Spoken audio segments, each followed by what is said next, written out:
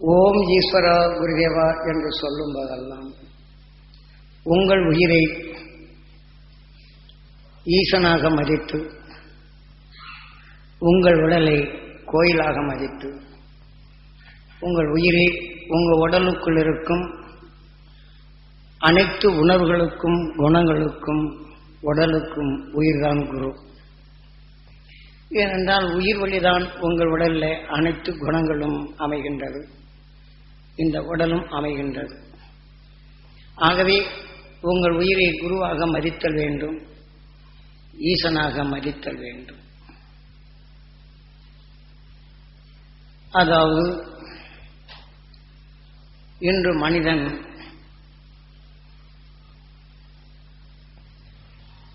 அதாவது கலி கல்கி என்ற நிலையில் இன்று உலகம் இயங்கிக் கொண்டு உள்ளது. கலி என்றால் இன்று உதாரணமாக ஒருவனை கொலை செய்வது, ஒருவருக்கு துன்புறுத்துவது, பிறர் நல்லதை வாழ முடியாது தடுப்பது, பிறருக்கு துன்பத்தை கொடுத்து கொண்டே இருப்பது, இவையெல்லாம் கலி என்று பொருள். இத்தகைய நிலைகளை நீக்குவதற்கு நமது குரு காட்டிய அறுவழியில் இந்த மனிதனின் வாழ்க்கையில் நஞ்சினை வென்று பிறர் துயர்களை அவன் பார்வையில் நீக்கி துயரங்களெல்லாம் நீக்கும் நிலை பெற்று உணர்வினை ஒளியாக மாற்றி அகண்ட அண்டத்தையும் அறிந்துணர்ந்து நஞ்சினை வென்றுடும் வலு சக்தி பெற்று இந்த மனிதனின் வாழ்க்கையில் அகசியன் துருவனாகி உலகில் உள்ள அனைத்து உணர்வுகளும் கண்டறிந்து உணர்ந்து அவன் வாழ்க்கையில் பேரருள் பேரொளி என்ற நிலை அடைந்து ஒளியின் உடலாக இருப்பதே கல்கி. அதாவது பல உணர்வுகளையும் உயிரைப் போல ஒன்றாக்கி உணர்வின் தன்மை ஒளியாக்கி செல்வது கல்கி. இருப்பினும் முதல்ல நமது உயிர் உதாரணமாக 2 நட்சத்திரங்கள் மோதலானால் அந்த மோதலில் அது மோதி விஷத்தன்மைகள் அது பூரா ஆவியாக மாறும்போது அதற்குள் உள்ள விஷத்தன்மைகள் கேதும் மோதலில் ஏற்படும் ஒளி அலைகளை வெள்ளியும் கருகிய உணர்வுகளை ராகும் எடுத்துக்கொள்ளுகின்றது. இருப்பினும் 27 நட்சத்திரங்கள் உணர்வுகளை பெறக்கூடிய வியாழன் கோள் அது 27 நட்சத்திரங்கள் உணர்வை தனக்குள் ஒன்றாக சமைத்து அதனுள் எதனையுமே இணைந்து அதை உருமாற்றும் சக்தி பெற்றது. இப்படி மென்கதைகளின் உணர்வுகள் வியாழன் கோள் ஈர்ப்பு வட்டத்தில் சென்றால் 2 நட்சத்திரங்கள் உணர்வால் அது ஒளி அலைகளாக செல்லப்படும் போது அந்த ஓசையும் அந்த உணர்ச்சியின் எழுப்புதலையும் இந்த வியாழன் கோளுக்குள் சென்ற பின் அதை இவ்வாறு இணையும் சக்தியாக மாற்றி அது வெளிப்படுத்துகின்றது. அதாவது 27 உபகோள்கள் 27 நட்சத்திரங்கள் உணர்வை பெறுவது. அந்த 27 உபகோள்களும் இப்படி எப்படி 27 விதமான உணர்வுகளை நாம் பிரபஞ்சத்தில் ஒரு நட்சத்திரம் எடுக்கின்றதோ அதே போல அந்த 27 நட்சத்திரங்கள் உணர்வை பெறக்கூடிய அந்த உபகோள்கள் அதை கவர்ந்து நேரடியாகவே வியாழன் கோளுக்கு செல்லாதபடி அதன் உணர்வை கலந்து அது சமைத்து ஆவியாகி அதை ஐஸ் பாறையாக மாற்றி அதிலிருந்து வெளிப்படும் ஆவி மண்டலம் இந்த வியாழன் கோளை சுழன்று வருகின்றது. ஆகவே இவ்வாறு புறநிலைகளில் கார்த்திகை நட்சத்திரமும் ரேவதி நட்சத்திரமும் மோதும் போது ஆவித்தன்மை அடைகின்றது. அதில் பிரித்து ஒளிக்கற்றைகள் எடுத்துக்கொள்கின்றது வெள்ளி. விஷத்தின் தன்மை கேதுக்குள் எடுத்துக்கொள்கின்றது ராகு கோளம். இந்த கருகிய உணர்வை எடுத்துக்கொள்கின்றது. இதில் ஒளி அலைவுடன் உணர்ந்து மோதி உணர்வின் ஓசைகளான நிலையை வியாழன் கோளில் அந்த மண்டலத்துக்குள் அந்த வாயு மண்டலத்துக்குள் நுழைஞ்சு வெளிப்படுத்துவதை அதன் அருகில் இருக்கக்கூடிய செவ்வாய்க்கோள் எடுத்துக்கொள்கின்றது. அந்த செவ்வாய்க்கோளோ இதனின் தன்மை தனக்குள் எடுத்து அதன் சக்தியை வளர்க்கும் தன்மை. அதனால்தான் நாதகாரகன் என்பது. இதை கலந்து அனுப்பிய உணர்வுகள் அதிலே கலந்து எதன் உணர்வுகள் அது படுகின்றது ஒளி அலைகளாக எழுப்பும் அந்த சக்தி வருகின்றது. நாம் இரும்பை தட்டினால் ஒரு ஓசை, பித்தளையை தட்டினால் ஒரு ஓசை, ஒரு கல்லை தட்டினால் ஓசை. இதே மாதிரி எல்லாவற்றிலும் இந்த இசை கொடுக்கக்கூடிய சக்தி செவ்வாய்க்கோளில் தான் கலவையாகிய உணர்வின் தன்மை அதன் அதிர்வுகளை வெளிப்படுத்தும் சக்தி வருகின்றது. அதனால்தான் செவ்வாய்க்கோளை நாதகாரகன் என்றும் வியாழன் கோளை இந்த பிரபஞ்சத்திற்கு குரு என்றும் இப்படி காரணப்பேர் வைத்துகின்றன. அதிலிருந்து வெளிப்படும் செவ்வாய்க்கோளிலிருந்து வெளிப்படுத்தும் உணர்வுகளை அது தனித்தன்மை வாயும்போது அது சூரியன் தனக்குள் கவர்கின்றது. கவர்ந்து தனக்கு உணவாக எடுத்துக்கொள்ளும் நேரத்தில் இந்த புதன்கோள் அதை கவர்ந்து உலோகத்தன்மையாக மாற்றுகின்றது. இந்த உலோகத்தன்மையை மாற்றி அதனுடைய கலவையை வெளிப்படுத்தும் போது சூரியன் அதை தனக்குள் எடுத்து பாதரசமாக மாற்றுகின்றது. இந்த மோதலில் எல்லா சத்தையும் அதாவது கோள்கள் கவர்ந்து கொண்ட பின் வெறும் ஆவித்தன்மை அடைந்ததை அதை சனிக்கோள் எடுத்து உறையும் பணியாக மாற்றுகின்றது. இவையெல்லாம் கலந்து மீண்டும் சூரியன் தனக்குள் கவர்ந்து கொண்ட பின் தன் அருகிலே வருவதை தனது பாதரசத்தால் மோதி விஷத்தை பிரிக்கின்றது. அந்த மோதும் போது வெப்பமும் காந்தமும் உருவாகின்றது. பிரிந்து செல்லும் விஷத்தை கடைசியில் பலவீனமான அந்த விஷத்தை இந்த காந்தம் கவர்ந்து தன்னுடன் இணைத்து வைத்துக் கொள்ளுகின்றது. இவ்வாறு தன்னுடன் இணைத்துக் கொள்ளும் இந்த உணர்வை தான் சூரியன் சுழலும் போது அதில் மோதலில் ஏற்படும் போது அதில் வெப்பமாகின்றது. தான் சூரியனின் மறு அவதாரம் விஷ்ணு என்று அதற்கு காரண பேர் வைக்கின்றனர். சூட்சமத்தில் நடப்பதை நாம் உருவமாக்கி சாதாரண மக்களும் அதை அறிந்து உணர்ந்து அதன் வழியில் தன்னை எப்படி தன் வாழ்க்கை வாழ்வது, இந்த வாழ்க்கைக்கு பின் எப்படி இந்த உயிர் நம்மை வளர்த்ததோ உயிருடன் ஒன்றி ஒளியாக பெறும் மார்க்கத்தை தான் நமது சாஸ்திரங்கள் தெளிவாக கூறுகின்றது. இதன் வழி வரும்போது அங்கே வெப்பமாகும் போது விஷ்ணு என்றும் விஷ்ணுவின் மனைவி லட்சுமி என்றும் காந்தத்திற்கு பெயர் வைக்கின்றனர். இந்த காந்தமோ பலவீனமான அந்த விஷயத்தை கவர்ந்து தன்னுடன் நினைத்து கொண்டான். லட்சுமணா என்று இந்த லட்சுமி இந்த கடைசி விஷயத்தை தன்னுடன் நினைத்துக் கொண்டான். இங்கே வெப்பம் உருவாகும் சக்தி, விஷம் இயக்கும் சக்தி, காந்தம் அரவணைக்கும் சக்தி என்ற இந்த 3 நிலைகள் கொண்டு வெளிவருகின்றது. இதிலே வெளிவரப்படும் போது இப்போது பலவிதமான கோள்களிலிருந்து வெளிப்படும் உணர்வும் மற்ற நிலைகள் வெளிவந்து மோதலில் பல அணுக்கள் பலவிதமாக மாறிக்கொண்டிருக்கும் நேரத்தில் இதை கவர்ந்து பிரபஞ்சத்தில் கவர்ந்து கொண்டிருக்கும் போது நமது பூமி அந்த துருவத்திற்கு நேராக சிக்கப்படும் போது அது துருவத்தின் வழி கவர்ந்து நமது பூமிக்குள் பரவ செய்கின்றது. மற்ற கோள்களை காட்டும் நமது கோள் இந்த பிரபஞ்சத்தின் இயக்கத்தில் எல்லாம் சுற்றி வந்த பின் அவையெல்லாம் ஒன்றாக சேர்த்து கவரும் சக்தி வருகின்றது. நமது பூமி துருவத்தில் கவர்ந்து கொண்ட பின் உறைபனியாக மாறி சுழலும் போது வெப்பமாகி அந்த வெப்பத்தின் தன்மையை நமது பூமிக்குள் அது சிறுக சிறுக உருகி மேல்பாறைகள் அனைத்தும் கீழே உருக உருக அதிகமாக கூழாகும் போது வெடித்து மறுபடியும் மேலே கவர்ந்து வைச்சிருந்த தூசுகள் கீழே செல்வதும் இப்படி பலவிதமான உணர்வுகளை மனித சஞ்சாரமே இல்லாத காலங்களில் உயிரணுக்கள் இல்லாத காலங்களில் நமது பூமி இவ்வழியில் இப்படித்தான் வளர்ந்தது. வளர்ந்து கொண்ட பின் இதில் துருவத்தில் கரையுவதை அது நீராக மாறி நமது பூமிக்கு கடலாக மாறுகின்றது. அதே சமயத்தில் இந்த சுழலின் தன்மை சுழற்சி அடையும் போது இந்த வெப்பம் நடு பூமியில் சிறுக சிறுக செய்து அதிக உருகும் தன்மை கொண்டு வரும் நிலை வருகின்றது. அப்படி உருகிய நிலையில்தான் தன் அருகில் இருப்பதை பலவிதமான மாற்றங்களை மாற்றுகின்றது. இப்போது உலோகத்தன்மையில் பல அளவுகோல் வைத்து அந்த உலோகத்தை வைக்கும்போது இப்படி பல கலவைகளாகி புது புது உலோகங்களாக இன்று மனிதன் செயல்படுத்துகின்றான்.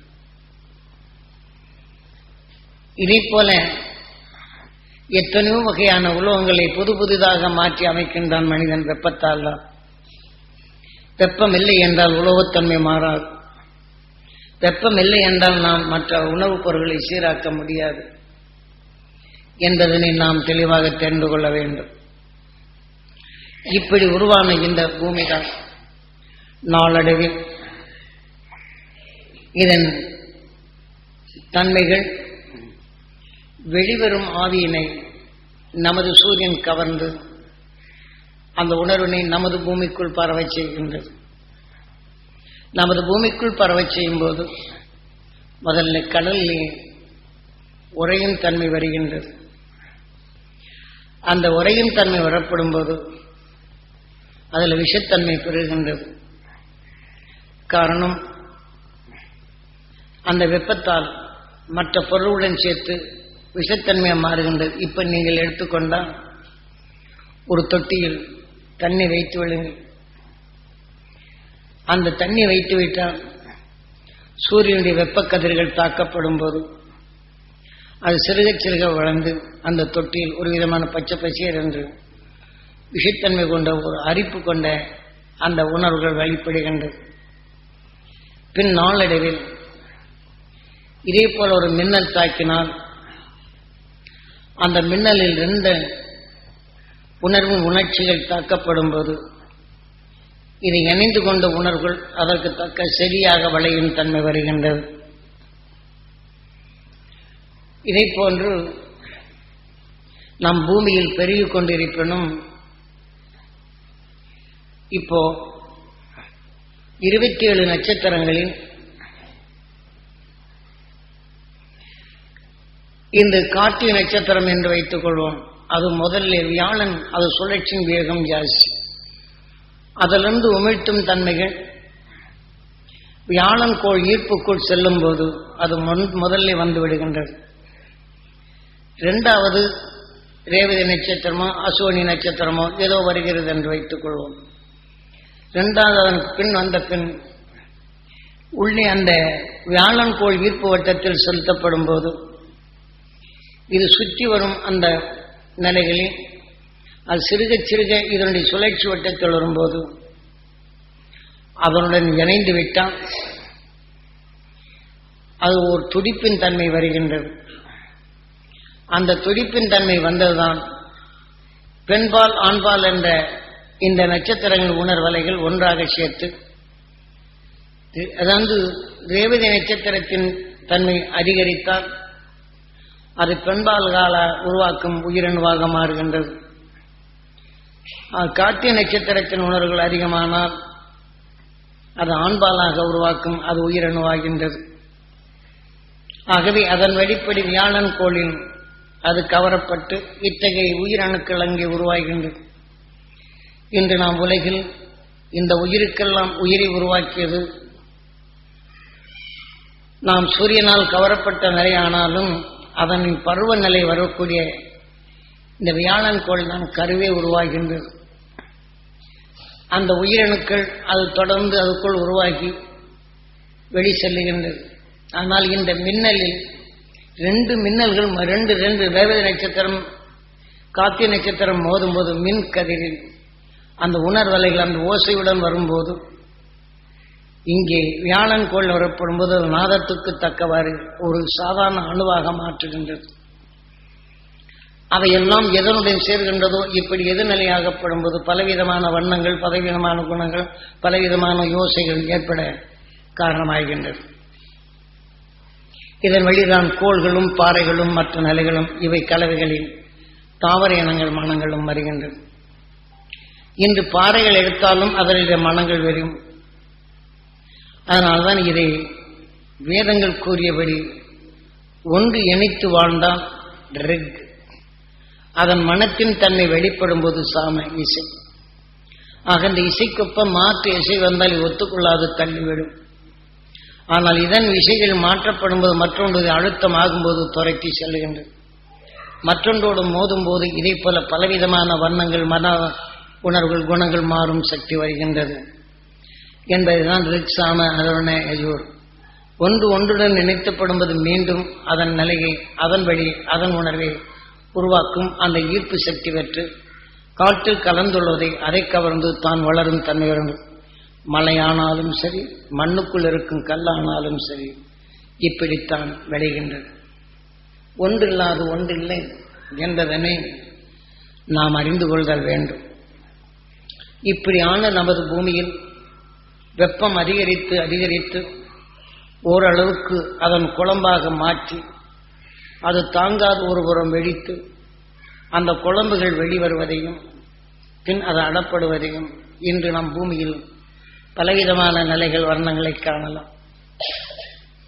இதை போலதான் ஆரம்ப காலத்தில் இதை போல பூமியின் வெடிப்பாகப்படும் போது முதலில் தாவர இனங்கள் வளர்ச்சியடைந்த பகுதிகளில் இதே போல நமது பூமி அது கொதிகலனாக மாற்றப்படும் போது இதே மாதிரி வெடித்து மேல்பாகம் மரங்கள் எல்லாம் செல்வதும், இதே மாதிரி மேல்பாகங்கள் தூசியாக இருப்பதெல்லாம் அந்தந்த பகுதியில் பூமியின் நடுமையம் ஆகும்போது மீண்டும் வேக வைத்து பலவிதமான வண்ணங்களை மாற்றுகின்றது.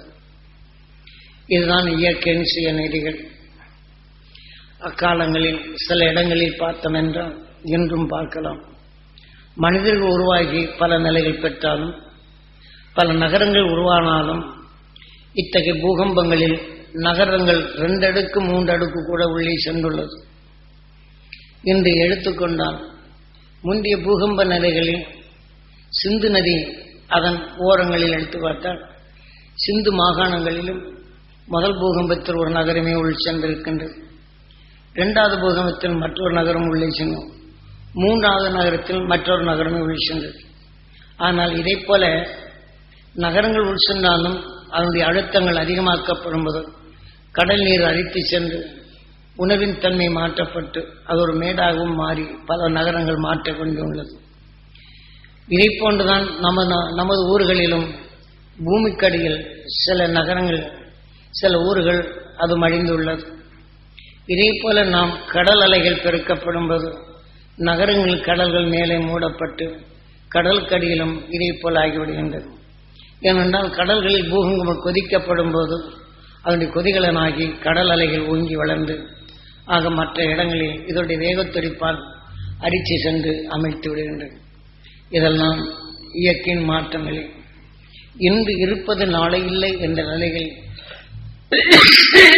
அதனை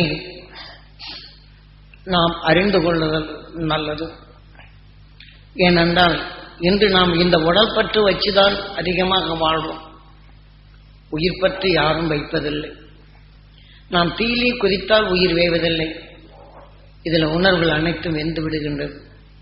கரிய உணர்கொண்டு ஓலம் எதுவோ அந்த உணர்வு ஓசையிடம் தான் இந்த உயிர் வெளியே செல்கின்றது.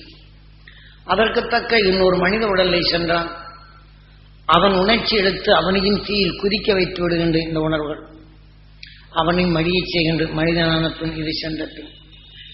ஆனால் ஒரு குருவியோ காக்காவையோ அல்லது மற்ற பன்றியோ நாயோ நரியோ ஆற்று உயிருடன் நீங்கள் நெருப்பிலே கொதிக்க செய்தால் அந்த உணர்வு கரைந்து கொண்ட பின் யார் கருக்குகின்றனரோ அதன் உணர்வை உற்று பார்த்து அந்த உயிர் இவன் உடலுக்குள் வருகின்றது. இவன் உடலுக்குள் வந்து இவன் மனிதனை உருவாக்கும் அந்த உயிரணுவாக கருவாக மாற்றுகின்றது. ஆனால் கருகிய உணர்கொண்டு இவனுக்குள் துரித நிலையில் கொண்டு அது உருவானாலும் பின் இவனுடைய சந்தர்ப்பத்தில் இவன் குழந்தையாக பெறுவான் என்றால் இதன் உணர்வின் தன்மை குழந்தை வடிவில் கூட இவன் பிறந்த பின் இந்த யார் இதை செய்தனரோ அதே எரிச்சலூட்டி அவனை தீயில் புசிக்கும் உணர்வே இங்கே வருகின்றது. உணர்வின் இயக்கங்கள் எதுவும் மறைவதில்லை. இந்த உடலுக்குள் புகுந்தாலும் அதை நிறை செய்கின்றது. ஆனால் புலி கொண்டு சாப்பிடுகின்றது மானை. மானின் உயிரான்மா புலிக்குள் சென்றால் இந்த உணர்வின் தன்மை கொண்டு பரிணாம வளர்ச்சி அடைகின்றது. பரிணாம வளர்ச்சி அடைந்தாலும் அந்த மானின் உயிரான்மா புலியாக மாறிய பின் அதுவும் இதே போல துன்புரித்தே வாழுகின்றது. துன்புரித்து வாழ்ந்தாலும் இந்த குட்டியின் தன்மை பருவமாகி மேலே வந்த பின் இந்த தாயவே அது கடிக்கும் தன்மை வருகின்றது. அது இனத்தையே திருப்பி தாக்கும் தன்மை வருகின்றது. விரட்டப்பட்டு ஒதுங்கி சென்றாலும் இதே பகைமை உணர்வு கொண்டு சில காடுகளில் இதே போல தன் இனக்குட்டிகளே இது துரத்தப்பட்டு வெளியே சென்றாலும் மீண்டும் அது இனக்குட்டிகள் வந்தாலும் இது விடுவதில் ஒவ்வொரு பகுதிக்கும் ஒரே இனமாக ஒரே நிலைகளாக இருந்தாலும் இதை போன்றுதான் மாறிக்கொண்டுள்ளது. ஏனென்றால் இதை குருநாதர் காட்டுக்குள் அழைத்து சென்று இந்த பூமியின் இயக்கமும் உயிரணு தோன்றிய பின் மனிதனுடைய உணர்வும் மிருகனுடைய உணர்வுகளும் ஒரு உடலுக்குள் எப்படி சாவுகின்றது. இன்று நாம் மனிதனாக இருக்கின்றோம்.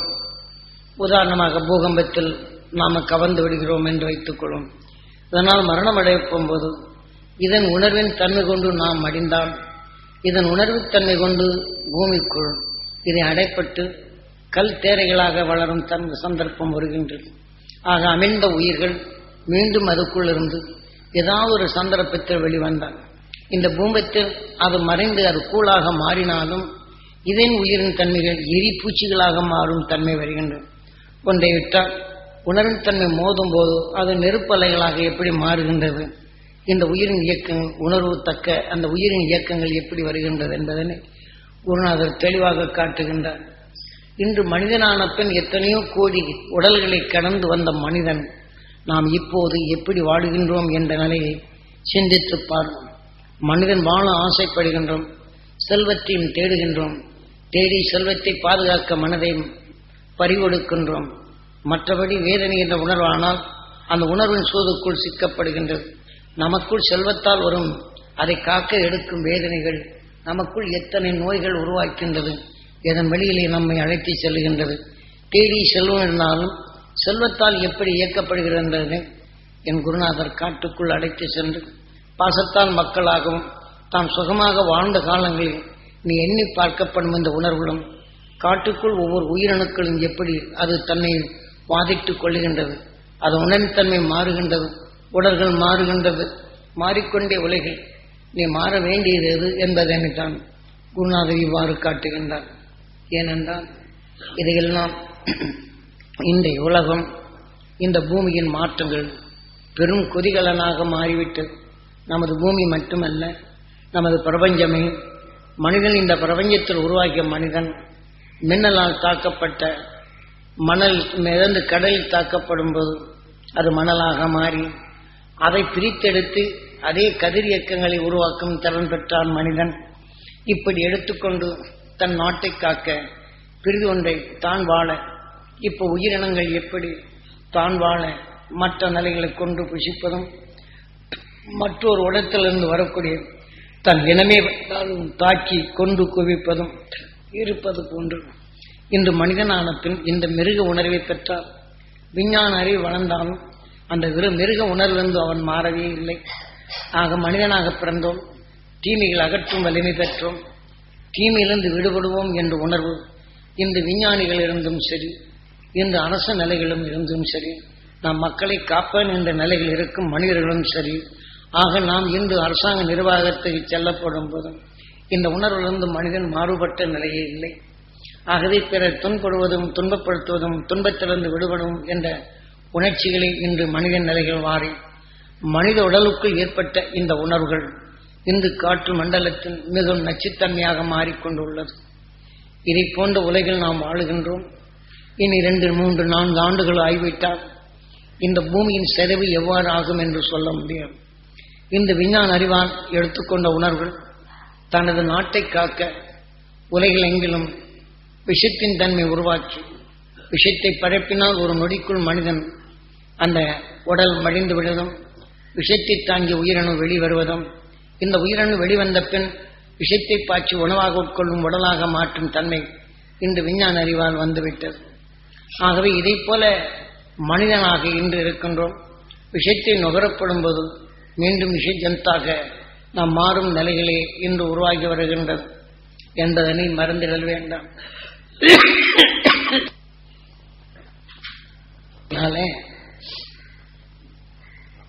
இதை போன்ற சூழ்நிலைகள் மாறிக்கொண்டே வருகின்றது. ஏனென்றால் இன்று விஞ்ஞான அறிவு கொண்டு நாட்டுக்கு நாடு போர் வரை வந்து கொண்டிருக்கின்றது. ஒவ்வொரு நாட்டிலையும் எடுத்துக்கொண்டால் மதம், இனம், மொழி என்ற நிலைகளில் பிரிவினையாக்கி இன்று மனிதனுக்கு மனிதன் தன் நிலைகளில் அது என்ன நிலை ஆனாலும் இன்று மனிதன் தன் நிலை இழந்திருக்கும் நிலையிலும் பச்சிளம் குழந்தைகளை கூட கொண்டு ரசிக்கும் தன்மைதான் மதம், இனம், மொழி என்ற நிலைகள் உருவாக்கி கொண்டுள்ளது. இன்று சில நாடுகளில் எடுத்துக்கொண்டால் இனத்தின் பெயரால் இன்று மற்றவர்கள் தலையை சீவி வேடிக்கையாக கொண்டாடும் பூச்சிகளைப் போல மனிதனுக்கு மனிதன் கொண்டு ரசிக்கும் தன்மை வருகின்றது. இன்றும் தீவிரவாதம் என்று வரப்படும் போது மற்றவரை அடக்கி தன்னுடைய தீவிரத்தை நிலை வருகின்றது.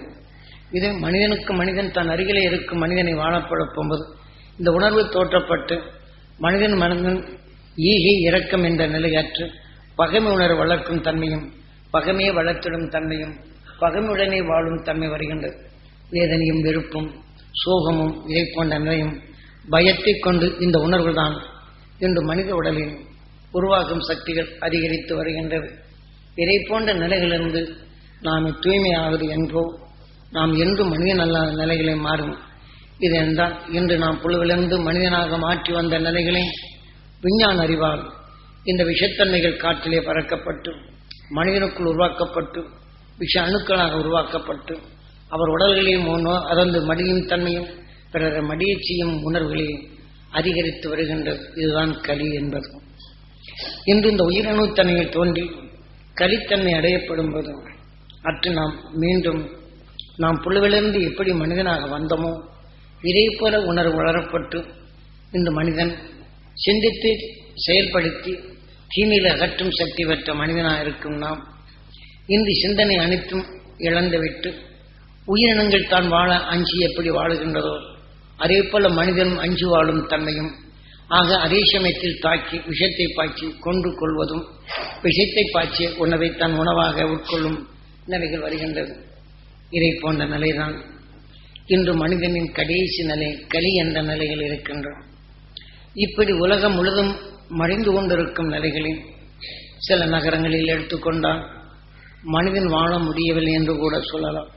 ஒவ்வொரு நிமிடமும் சில இன்னைக்கு அமெரிக்கா உலகில் நிலைகள் இருப்பினும் சில பகுதிகளில் அவன் நடந்து சென்றான் அவன் கையில் கொஞ்சம் காசு கொண்டு இருப்போம்.